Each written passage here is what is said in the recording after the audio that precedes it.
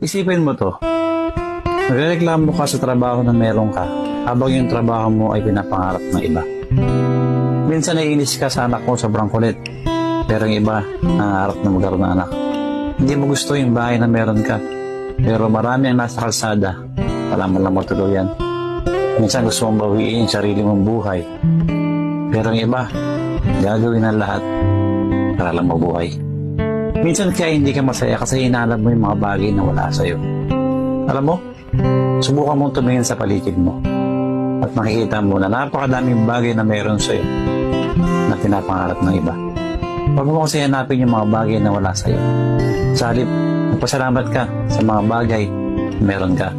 Baguhin mo na yung kaisipan mo. Dahil hanggat hindi mo binabago yung kaisipan mo, hindi ka magiging masaya.